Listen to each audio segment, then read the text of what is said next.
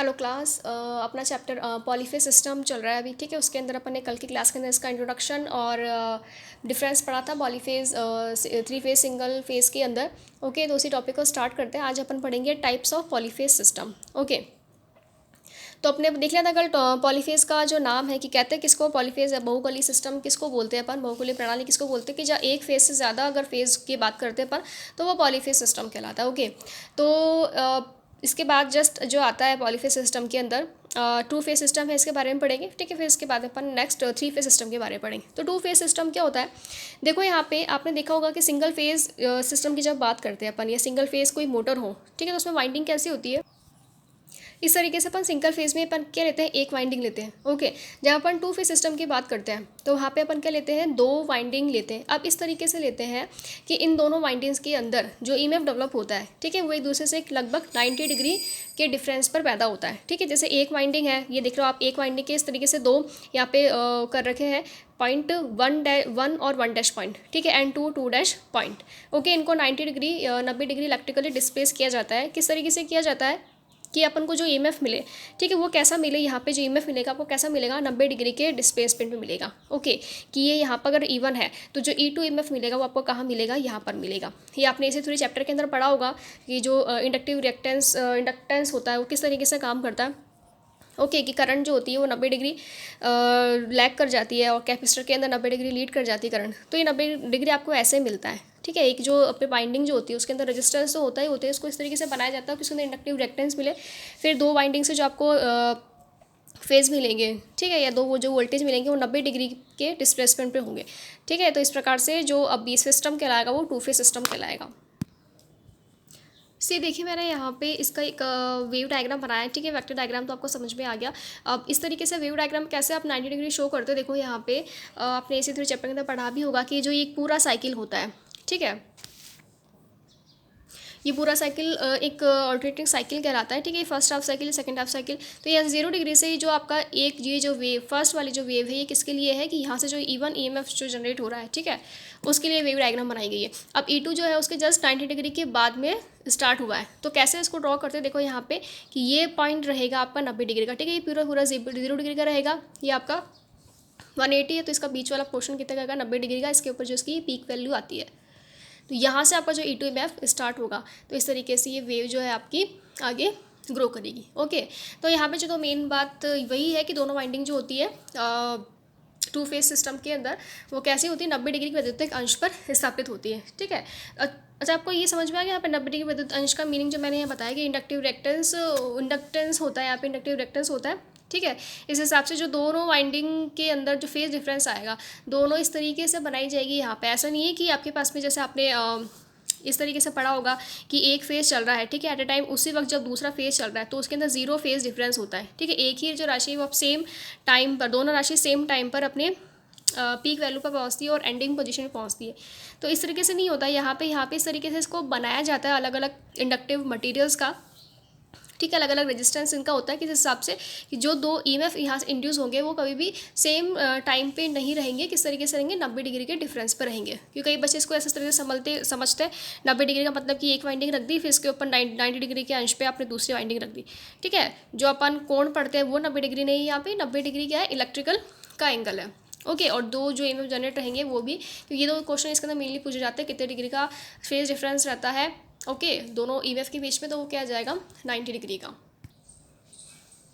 सी देखिए मैंने यहाँ पे इसका ये वेक्टर डायग्राम है, इसका ये वेव डायग्राम बनाया है। ठीक है, तो किस तरीके से इसका अपन स्टडी करते हैं इसको कि थ्री फेज सिस्टम के अंदर जो वाइंडिंग बनाई जाती है। ठीक है, जैसे अपनी टू फेज सिस्टम में बड़ा, तो थ्री फेज सिस्टम में इस तरीके से वाइंडिंग डिस्प्लेसमेंट होगी एक दूसरे से 120 डिग्री। ठीक है, दो वाइंडिंग जो होती है उसके बीच में जो इलेक्ट्रिकल डिग्री एंगल रखा जाता है, जैसे यहाँ पे 90 डिग्री था। ओके, तो यहाँ पे थ्री फेज सिस्टम के अंदर कितना होता है, 120 डिग्री। इसको आप बिल्कुल ध्यान से देख लीजिए क्योंकि ये क्वेश्चन कई बार एग्जाम में आया हुआ है कि थ्री फेज सिस्टम के अंदर जो दो वाइंडिंग होती है उनके बीच में जो डिफरेंस रहता है वो कितने डिग्री का होता है, 120 डिग्री का होता है। या फिर जो इनसे EMF जो प्रोड्यूस होगा उसके बीच में कितने डिग्री का डिफरेंस रहेगा, 120 डिग्री का। ओके, आपको बस दो वर्ड याद रखने, तो टू फेज सिस्टम में 90 degree and three phase system के अंदर कितना रखना, 120 डिग्री। ओके, मीन्स पहले जो होगा वाइंडिंग से जो आपका EMF जनरेट होगा, ठीक है। जैसे यहाँ पे मेरा नाम लिया है R1 R2 है, Y1 Y2 है, B1 B2 है। तो इस तरीके से एक वाइंडिंग के लिए R, दूसरी वाइंडिंग के लिए Y एंड तीसरी वाइंडिंग के लिए B अपन नाम देंगे यहाँ पे। तो इस तरीके से जो यहाँ पे ईएमएफ जनरेट होगा, ओके। तो आर वाइंडिंग के लिए जनरेट होगा, उसका नाम कहते थे अपन ने ई आर, ठीक है। अब इसको आर ई नहीं रखना है, आर ई नहीं लिखना है इसको, ठीक है। क्या लिखना है इसको, ई आर लिखना है, कि जो मेन चीज़ है, मेन अपन किसके बारे में जो डायग्राम ड्रॉ किया है वो ईएमएफ के बारे में ड्रॉ किया है ना, तो इसलिए पहले जो मेन रहेगा लेटर वो क्या रहेगा, ई रहेगा। अब क्योंकि अपन किस वाइंडिंग के बारे में बात करें, आर वाइंडिंग के बारे में बात करें, तो इसका नाम क्या रख दिया, ई आर, ठीक है। अब जब ये ई आर अपने मैक्सिमम वैल्यू पर, ठीक है, वो कितनी डिग्री है आपकी 120 डिग्री पर पहुंच जाए, तब जाके आपका क्या होगा, वाई फेज जनरेट होगा, ठीक है। अब ये वाई फेज जब आपके 120 डिग्री पर पहुंच जाएगा, तब जाके पास में क्या होगा, ई बी फेज जो है वो जनरेट होगा। देखो इसको वेव डायग्राम में कैसे स्टडी करते हैं, मैं थोड़ी सी डायग्राम में वो समझने के लिए थोड़ा सा आधा बनाया। देखो सबसे पहले जो वेव चलेगी, ठीक है, आर फेज के लिए जो वेव चल रही है वो यहाँ पे इस तरीके से पूरी हो जाएगी। अब देखो ये जो एंगल होता है इसका 90 डिग्री का होता है, ठीक है। अपन ने ऊपर पढ़ा है यहाँ पे कि थ्रू फेज सिस्टम के अंदर 90 डिग्री के बाद में आपका ई टू फेज जनरेट होता है। तो ये 90 डिग्री इसका ये एंगल रह गया, है ना, ये एंगल कितना रह गया, 90 डिग्री। तो लेकिन अभी अपन ने थ्री फेज सिस्टम के अंदर क्या पढ़ा कि एक फेज के बाद में दूसरा फेज जनरेट कब होगा, जब ये आपका 120 डिग्री पर पहुंच जाएगा। तो इसका अप्रॉक्स जो 120 डिग्री का जो एंगल है वो यहाँ पर आएगा, ओके। तो अब इस पोजीशन पे जब ये आपके 120 डिग्री पर पहुंच जाएगा, तब जाके पास में वाई फेज जनरेट होगा, ओके। वाई फेज जनरेट हो गया आपका, ये पूरा एक साइकिल अब आगे कंटिन्यू चलता रहेगा। अब वापस अपन ने क्या देखा यहाँ पे, वाई फेज है ये आपके 120 डिग्री एंगल पर पहुंच गया, तब जाके आपके पास ई बी फेज जनरेट हुआ है। तो देखो यहाँ पे वाई फेज की 90 डिग्री की वैल्यू ये यहाँ पे, और 120 डिग्री की वैल्यू जो रहेगी इधर। तो अब जब ये वाई आपके 120 डिग्री पर पहुँच जाएगा, तब जाके आपका क्या होगा, बी फेज जनरेट होगा। तो ये वाइंडिंग का डायग्राम है, ठीक है, आप इसको ड्रॉ कर लेना। इसका मैं कंप्लीट डायग्राम इसको पूरा बना रही हूँ अभी। सी देखिए इसका ये फुल जो वेव डायग्राम है वहाँ पे ड्रॉ हो गया, ठीक है। ये आर फेज़ है, ये आपका वाई फेज़ है, बी फेज़ है। तो जिस तरीके से ये रेगुलरली जो पूरा साइकिल होता है, पहले मैंने आपको डायग्राम में बताया था ताकि आप सीख सके कि ऐसे पहले कौन सा फेज़ जनरेट हो रहा है, फिर कौन सा फेज़ जनरेट हो रहा है, ठीक है। अभी कंप्लीट डायग्राम है, ठीक है। इस तरीके से पूरे साइकिल से कंटिन्यूस चलते रहते हैं, कितने डिग्री के फेज़ डिस्टेंस पे, 120 डिग्री के फेज़ डिफरेंस में, ओके। सी देखिए मैंने इसको यहाँ पे राइट डाउन कर दिया है, ठीक है। थ्री फेज सिस्टम में तीनों वाइंडिंग का जो कलांतर होता है, ठीक है, वो 120 डिग्री का होगा। और थ्री फेज सिस्टम के अंदर ही अगर अपन फेज की बात करें, ठीक है, जो फेज जो जनरेट होता है, फेज का कलांतर भी कितना रहेगा, अच्छा फेज डिफरेंस को अपन लैंग्वेज में क्या बोलते हैं, कलांतर, वो भी कितने रहेगा, 120 डिग्री का, ठीक है। आगे अपन टॉपिक स्टडी करते हैं फेज सीक्वेंस की,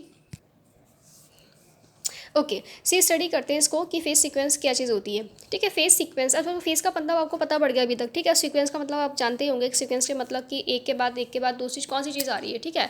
एक पर्टिकुलर मैनर में वो चल रही है, उसको अपन सीक्वेंस बोलते हैं। तो फेज अगर एक पर्टिकुलर मैनर में चल रहा है तो उसको क्या बोलते हैं अपन, फेस सीक्वेंस, ठीक है। निम्न लैंग्वेज में उसका नाम क्या होता है, कला अनुक्रम, ओके। और ये वेरी इंपॉर्टेंट टॉपिक है, इस पर से कई बार क्वेश्चन आया हुआ है, ओके। आई.टी.आई के एग्जाम्स के अंदर है या टेक्निकल हेल्पर के एग्जाम के अंदर। तो फर्स्ट ऑफ ऑल से देखिए इसकी डेफिनेशन क्या होती है, अगर अपन देखना चाहें तो, कि जिस क्रम में तीनों फेज अपना मैक्सिमम मान प्राप्त करते हैं, ठीक है। इसके पहले अपन ने जो देखो दो डायग्राम अभी स्टडी किए, एक टू फेज के अंदर अपन ने जो डायग्राम में स्टडी किया था, और एक थ्री फेज के अंदर अपन ने इस तरीके से डायग्राम आपने देखा हुआ है, ओके।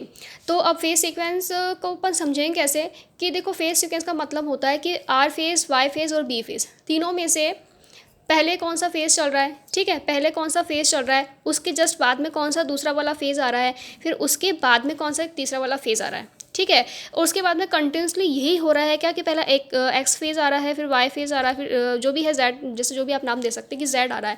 तो इस तरीके से इनके अपन क्रम को अपन क्या बोलते हैं, फेज़ सीक्वेंस बोलते हैं, ओके। अब देखो दो प्रकार के फेज़ सीक्वेंस होते हैं, किस तरीके से फेस सीक्वेंस, देखो अपना डायग्राम इस तरीके से ड्रॉ करना है, ठीक है। ये अपन सीख गए कि आर वाई बी मैंने लिया है, यहाँ पे इधर भी क्या लिया है, आर वाई बी लिया है, ओके। अब इसको अपन पढ़ेंगे कैसे, कि पहले तो अपन चलो मानते हैं कि आर फेज़ आया सपोज, ठीक है, इधर भी आर फेज़ है, यहाँ पे भी आर फेज़ है। अब आप क्या बोलोगे, आर के बाद में बी फेज़ आया फिर वाई फेज़ आया, क्या बोलोगे कि आर के बाद में वाई फेज़ आया है, तो भी वो सही होगा, आर के बाद में बी फेज़ आया तो भी वही सही होगा। इस डायग्राम को देख के अपन कुछ नहीं कह सकते, ठीक है। लेकिन अगर अपन इसके अंदर एक डायरेक्शन दे दें, ये वाली, कि आपको इस तरीके से एंटी क्लॉकवाइज डायरेक्शन में इसको रीड करना है। एंटी क्लॉकवाइज मतलब जिस तरीके से घड़ी की जो उल्टी दिशा होती है, उस तरीके से आपको क्या करना है, रीड करना है। तब आप आर के बाद में फिर आप बी स्टडी नहीं करेंगे, यहाँ पे आर के बाद में आपको बी वाई ही आपको रीड करना है इधर, ओके। कैसे स्टडी करेंगे, कैसे रीड करेंगे इसको, देखो कैसे चलना है आपको, एंटी क्लॉकवाइज चलना है, घड़ी की उल्टी दिशा में। इसको अपन क्या बोलते हैं, वार्म आउट भी बोलते हैं, या फिर इसको क्या बोलते हैं, पॉजिटिव फेज सीक्वेंस भी बोलते हैं। पीएस क्या है यहाँ पे, फेज सीक्वेंस, ओके। तो आर वाई बी, तो यहाँ पे क्या हो जाएगा, ये फेस सीक्वेंस क्या हो जाएगा आपका आर वाई बी हो जाएगा। अच्छा, अब यहाँ कैसे रीड करना है इसको, देखो अब इसका डायरेक्शन जो है इस तरीके से दी हुई है ना, क्लॉकवाइज डायरेक्शन इसकी दी हुई है। तो मतलब आर के बाद में अब घड़ी कैसे चलती है आपकी, है ना, इस तरीके से घड़ी चलती है, इस तरीके से घड़ी चलती है। यहाँ पे वापस आप इस तरीके से आते हो, तो पर आपने आर को अगर आधार माना है तो आर के बाद में जो फेज़ आएगा वो कौन सा रहेगा, बी, फिर बी के बाद में कौन सा रहेगा, वाई, वाई के बाद में फिर आर, तो आर बी वाई। तो इस तरीके से जो यहाँ पे अब जो फेस सीक्वेंस हो जाएगा वो क्या हो जाएगा, आर बी वाई हो जाएगा, यहाँ पे क्या हो जाएगा, आर वाई बी। तो फेस सीक्वेंस के अंदर देखो क्वेश्चन आपके बिल्कुल किस तरीके से आते हैं। फर्स्ट ऑफ ऑल तो पूछ लेंगे फेस सीक्वेंस है क्या, तो जिस क्रम में तीनों फेज अपना मैक्सिमम मान को प्राप्त करते हैं, ठीक है। यहाँ पे आपको इस तरीके से पूछ लिया जाएगा कि कौन सी डायरेक्शन, तो डायरेक्शन आपको देखना बिल्कुल आती ही होगी। अब देखो इसके अंदर जो क्वेश्चन आते हैं किस तरीके से आते हैं कि आपका आर वाई भी तो फेस सीक्वेंस है, अगर मैं इसको वाई बी आर बोल दूँ तो ये गलत होगा क्या। अब देखिए इसकी जो एंटी क्लॉकवाइज के अंदर वाई बी आर जो है वो सही है क्या आपका, देखो वाई बी फिर आर, ठीक है। आपको देखना है कि वाई बी आर जब अपन ने रीड किया इसको तो अपना हाथ जो है कैसे मूव करता है, बिल्कुल ऐसे मूव कर रहा है एंटी क्लॉकवाइज डायरेक्शन के अंदर, ठीक है। जैसे पहले अपना आर वाई बी था तो अपन ने आर को ये छोड़ दिया, वाई से स्टार्ट करते हैं तो वाई बी आर, फिर वापस क्या रहेगा आर वाई बी। तो इस तरीके से ये जो है आपका फेस सीक्वेंस है ये भी आपका क्या बिल्कुल ठीक है। अब यहाँ पे देखते थर्ड और दे रखा है कि बी आर वाई, अगर इसको बोलूँ तो वो सही होगा क्या, तो देखो बी आर वाई ये हो रहा है बिल्कुल एंटी क्लॉकवाइज आपका, ठीक है। तो फिर मतलब कि ये भी फेस सीक्वेंस आपका सही है। तीनों फेस सीक्वेंस होते हैं। ये अपने 3 फेज सिस्टम जो अपने इंडस्ट्री में जो सप्लाई आती है उधर एक पर्टिकुलर सीक्वेंस होता है, ठीक है। वह मर्जी से ऐसा नहीं होता कि हाँ ये तीनों ही अगर एंटी क्लॉकवाइज है तो कभी भी आर दे दिया, वाई दे दिया, बी दे दिया, ठीक है। वहाँ पे फिक्स रहता है कि आपको एक तो फर्स्ट ऑफ ऑल कि क्लॉकवाइज चलाना है या उसको एंटी क्लॉकवाइज चलाना है, ठीक है। आइए इससे देखते हैं क्लॉकवाइज जो है, क्लॉकवाइज के अंदर क्या है, नेगेटिव भी बोलते हैं उसको, दक्षिणावर्त फेस सीक्वेंस ही बोलेंगे। कैसे चलना आपको, घड़ी जैसे चलती है वैसे चलना है, ठीक है, इस डायरेक्शन के अंदर। तो फर्स्ट ऑफ ऑल क्या बोलेंगे, अपन आर को आधार मानते हैं यहाँ पे, तो आर फिर बी फिर वाई, ठीक है, इस तरीके से आर बी वाई। ओके, अब देखिए यहाँ पे बी वाई आर लिखा हुआ है, क्या देखिए गलत है कि सही है। अब बी वाई आर ठीक था, पहले अपन क्या पढ़ रहे थे आर बी वाई, तो अब अपने यहाँ पे बी से स्टार्ट किया तो बी वाई आर, अब इसको वाई से स्टार्ट करते क्या बनेगा वाई आर बी। तो इस प्रकार से अपनी जो दोनों फेस सीक्वेंस है वो क्या है बिल्कुल ठीक है।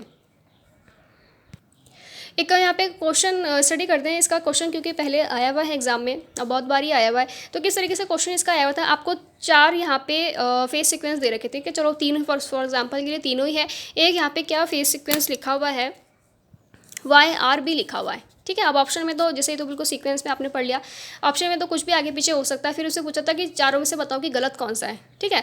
तो आपको पहचानना कैसे है, इसको आर वाई बी है पर तो इसका फर्स्ट ऑफ ऑल इस तरीके से डायग्राम बनाना है, ठीक है, नाम लिखना है यहाँ पे। फिर आपको पढ़ के देखना है कि हाँ कि सीक्वेंस किसका बैठ रहा है किसके बाद। जैसे ही देखो यहाँ पे अपन पढ़ते हैं इसको वाई बी आर है यहाँ पे, ठीक है, वाई बी आर है, ठीक है। यहाँ पे भी क्या आर वाई बी है तो आर वाई बी से चल गया, बी आर वाई से चल गया। मतलब अपना हर टाइम जो है तीनों ऊपर वाले तीनों का फेस सीक्वेंस का एक ही है। लेकिन इसको स्टडी करते हैं अपन यहाँ पे तो क्या है ये वाई आर बी है, इस पर अपना हाथ जो बिल्कुल उल्टा घुमा, दैट्स मीन ये अलग डायरेक्शन का हो गया। तो आपके पास में ये बिल्कुल ऑड हो जाएगा और ये आपका करेक्ट आंसर हो जाएगा कि ये जो फेस सीक्वेंस है इन तीनों के हिसाब से ये अलग है, ये गलत है, ठीक है।